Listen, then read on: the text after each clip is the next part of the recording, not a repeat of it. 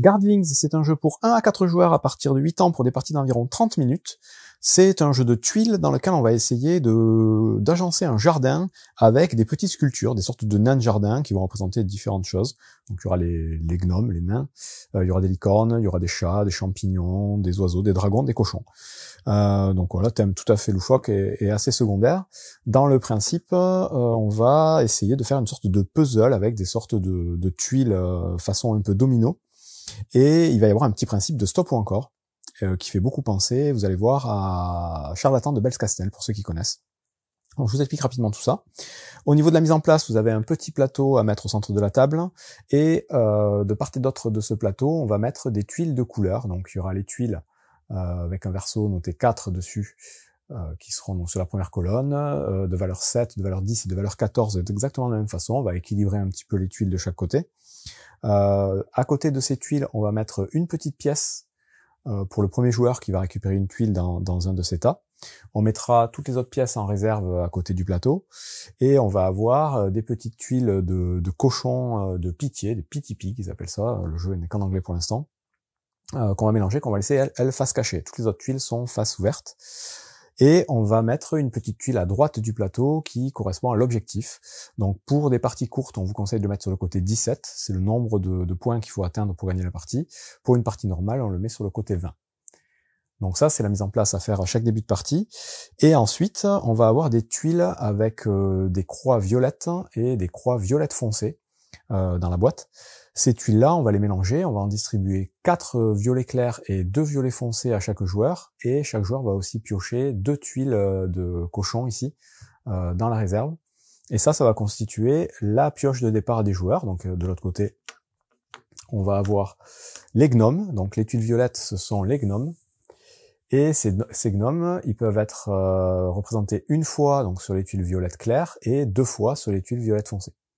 Et sur les tuiles des cochons, ça va être des petits cochons avec des petites gemmes.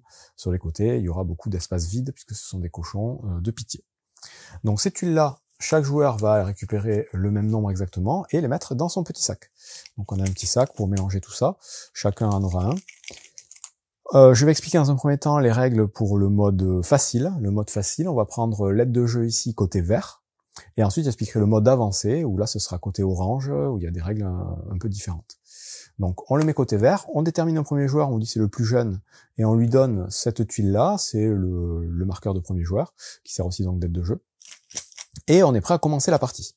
Une partie de Guardlings va durer un certain nombre de tours, jusqu'à ce qu'un joueur arrive à créer dans son jardin un certain nombre de gemmes. Donc vous voyez que sur les petites tuiles ici, sur les côtés, vous avez des demi-gemmes, donc des gemmes de couleur, des pierres précieuses si vous voulez.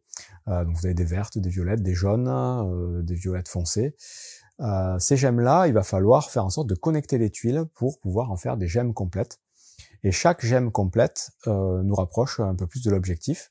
Ça va nous permettre à la fin de certains tours d'acheter des tuiles plus intéressantes pour les rajouter à notre sac. Mais l'objectif principal du jeu, c'est de réussir à avoir 20 gemmes complètes dans son jardin pour réussir à gagner la tuile de victoire. Donc 20 gemmes pour une partie longue, 17 pour une partie courte. Et le premier joueur qui arrive à faire ça est déclaré vainqueur. Donc comment ça va marcher? À son tour, on va donc mélanger les tuiles dans son sac, on va tous jouer simultanément, donc on a tous son sac, et on va piocher les tuiles une à une. À chaque fois qu'on piochera une tuile, on la placera devant soi. La première, on la met où on veut, évidemment, il n'y a pas de contrainte. À partir de la seconde tuile, il va falloir faire en sorte de connecter les gemmes les unes avec les autres, et on doit tout connecter correctement. C'est-à-dire que là, j'ai une gemme qui m'est connectée, mais celle-là ne marche pas, donc je ne peux pas mettre ma tuile comme ça. Il faut que je trouve un moyen, donc je vais pouvoir pivoter et tourner les gemmes dans le sens que les tuiles, pardon, dans le sens que je veux. L'objectif, c'est que tout soit bien connecté quand je place une tuile, et évidemment il faut pouvoir connecter les tuiles à chaque tour, à chaque nouvelle tuile piochée.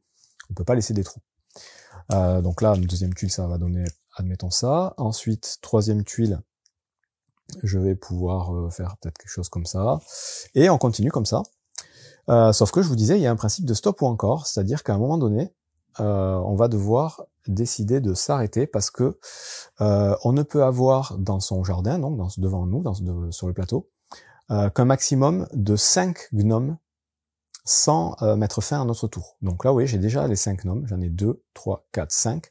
Si j'en pioche, si je décide de continuer et que j'en pioche un 6e, ce 6e gnome, déjà je ne le placerai pas sur mon plateau, je le laisserai de côté, ça mettra fin à mon tour, et ça va me donner un malus. Le malus, il est simple, c'est que à la fin d'un tour, on va donc compter les gemmes complètes qu'on aura fait, donc là j'en ai 1, 2, 3, c'est pas génial, mais c'est comme ça. Si jamais je pioche un gnome de trop, donc là, voilà, c'est le cas, si je pioche ça, bon, mais je le place pas, ça met fin à mon tour, et le fait d'avoir pioché ce gnome, ça va me faire perdre 3 gemmes parmi le total que j'ai. Donc c'est ce qui est marqué là dans l'aide de jeu. Si c'est supérieur à 5, le nombre de gnomes est supérieur à 5, je perds 3 gemmes. Donc là j'avais 3 gemmes, je les perds automatiquement parce que j'ai pioché trop de tuiles.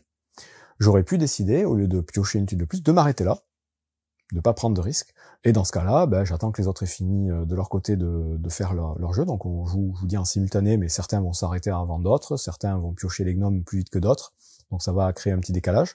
Une fois que les joueurs ont tous décidé soit de s'arrêter, soit été obligés de s'arrêter en piochant un 6e ou 7e gnome, dans ce cas-là, on passe à la deuxième phase de jeu, où on va devoir acheter obligatoirement une tuile sur le plateau. Donc là, on va compter, comme je vous disais, les gemmes complètes. Donc là, j'en ai 3. Si je m'étais arrêté là, j'en aurais eu 3. Et avec 3 gemmes, là, je peux pas acheter de gemmes de valeur 4, ni encore moins 7, ni 10, ni 14. Donc je vais devoir prendre une gemme de cochon ici, qui elles sont toujours accessibles.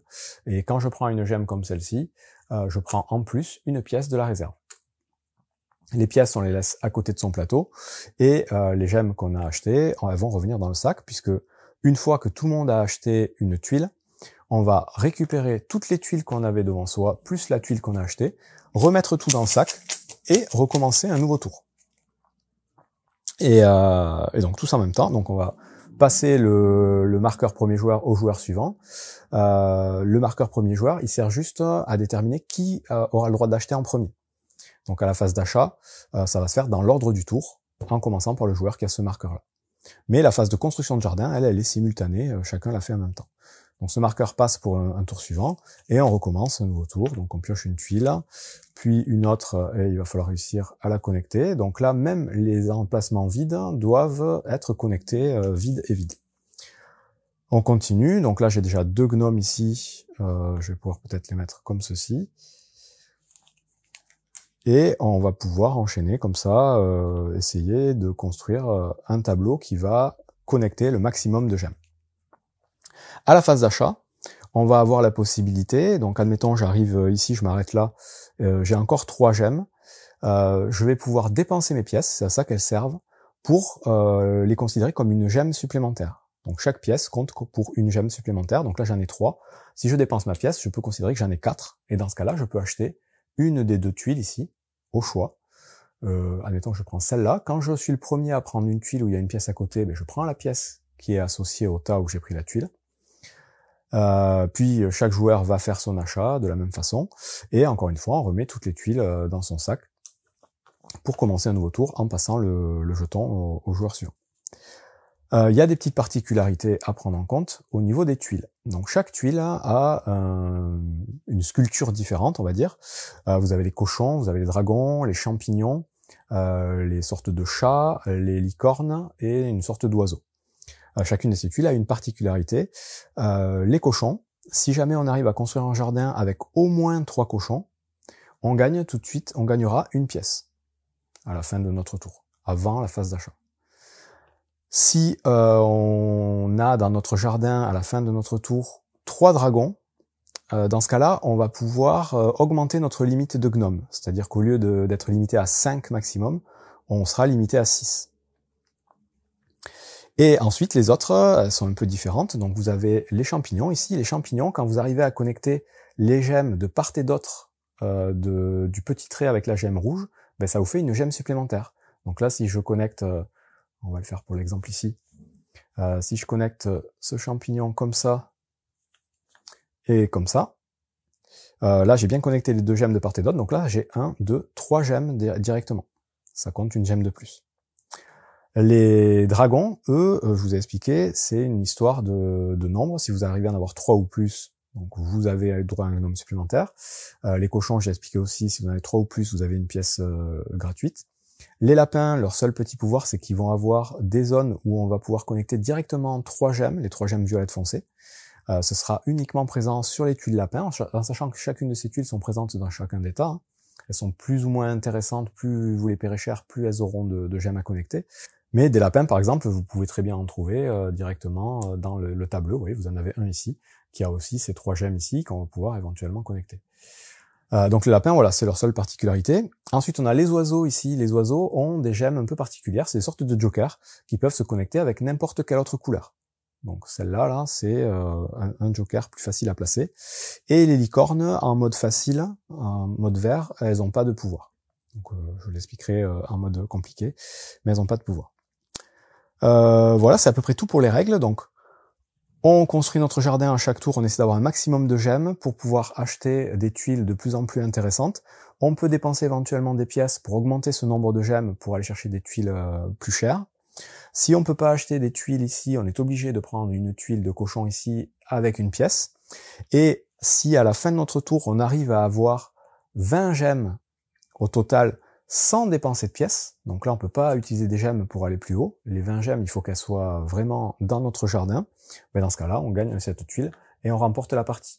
Si plusieurs joueurs arrivent à atteindre ou dépasser 20 gemmes, c'est celui qui a le plus de gemmes qui remporte la partie. S'il y a une égalité sur le nombre de gemmes, ce sera le joueur qui aura le plus de pièces qui départage l'égalité et qui gagne la partie. Et si on a le même nombre de pièces, dans ce cas-là, on fait un nouveau tour. C'est-à-dire qu'on considère que personne n'a gagné, même si on a atteint l'objectif. On remet les tuiles dans le sac et on rejoue un tour jusqu'à ce qu'il y ait vraiment un vainqueur qui se démarque. C'est tout pour les règles du jeu mode facile, familial. Pour le mode un peu plus complexe, on va mettre l'aide de jeu de l'autre côté et on va avoir des petits trucs en plus, notamment au niveau des pouvoirs des personnages. Donc la première chose à savoir, c'est que en mode expert, on va, si on pioche plus de 5 gnomes, au lieu de perdre 3 gemmes dans notre total, on va en perdre la moitié, arrondi au supérieur. Admettons, à la fin, dans mon jardin, j'avais 14 gemmes, mais j'étais trop gourmand, j'ai pioché un 6e gnome. Mais dans ce cas-là, je me retrouve avec plus que 7 gemmes à dépenser. Donc ça, c'est première contrainte. C'est un demi si jamais on dépasse les 5 gnomes. L'autre différence, c'est au niveau du pouvoir des dragons. Les dragons, si on arrive à en avoir 3 ou plus, dans ce cas-là, on fait perdre 2 gemmes à tous les autres joueurs à la fin de ce tour. Et si par contre ces autres joueurs arrivent aussi à avoir 3 dragons ou plus, le pouvoir s'annule. C'est-à-dire qu'on ne perdra pas les gemmes. Pour les cochons, c'est encore différent. Donc au début de la partie, on a 2 cochons de pitié. Si dans notre jardin, on arrive à poser au moins 3 cochons avec des cochons de couleur, on va pouvoir faire un upgrade, c'est-à-dire qu'on va pouvoir, après avoir racheté notre tuile, défausser le cochon de couleur sous un tas correspondant à sa couleur pour prendre une tuile de la couleur supérieure. Donc si, admettons, à la fin de mon tour, j'avais réussi à placer ces 3 cochons dans mon jeu, bon là je le fais pas correctement, mais admettons j'ai ça, je compte mes gemmes, j'achète ma tuile, et ensuite je peux replacer ce cochon sous ce tas ici pour prendre une tuile de la couleur supérieure pour la rajouter à mon sac. Donc ça c'est le nouveau pouvoir du cochon. Dernière particularité, c'est que quand vous allez réussir à faire des trous dans votre tableau, donc admettons, je vais faire un truc comme ça et comme ceci. Donc pour chaque trou dans mon tableau, je gagnerai une pièce avant la phase d'achat. Et je peux faire plusieurs trous. Et mon trou peut être de plusieurs cases. Mais c'est par trou, une pièce. Donc ça, c'est encore une particularité. Et dernière chose, les licornes en mode avancé ont leur pouvoir. Et leur pouvoir, c'est de pouvoir les déplacer à tout moment. Normalement, à partir du moment où on a posé une tuile et qu'on en pioche une nouvelle, on ne bouge plus les tuiles en place. Les licornes, c'est particulier. On va pouvoir, quand on joue en mode avancé, avant ou après avoir pioché une nouvelle tuile, les changer de position pour optimiser un peu notre placement. Par contre, quand on les déplace, on ne peut pas scinder notre jardin en 2 zones. Il faut que ça casse pas trop le tableau. Et c'est tout pour les règles avancées. Vous pouvez aussi jouer au jeu en mode solo. Si vous jouez en mode solo, c'est très simple. vous allez tout simplement jouer normalement, et à la fin de la partie, vous allez compter le nombre de tuiles, quand vous aurez atteint donc l'objectif, compter le nombre de tuiles que vous aurez dans votre sac, en comptant la tuile de victoire, et en fonction du nombre de tuiles que vous avez, vous aurez un classement médaille d'or, médaille d'argent, médaille de bronze, qui est indiqué dans la règle du jeu. C'est tout pour les règles de Gardlings. Si vous avez déjà joué à Charlatan de Belcastel, vous retrouverez ce sentiment voilà de stop ou encore à piocher ou pas pour pas exploser et avoir des malus. Là voilà, c'est les gnomes qu'il faut éviter d'avoir en trop grande quantité. Une petite montée en puissance, donc avec des tuiles de plus en plus fortes, et il va falloir essayer voilà d'atteindre le premier. C'est une petite course, atteindre le premier, le nombre de gemmes requis. C'est une très bonne surprise, un très bon jeu familial que j'ai beaucoup aimé et que je vous conseille. Le jeu n'existe pour l'instant qu'en anglais. Il me semble avoir vu que l'édition française était prévue.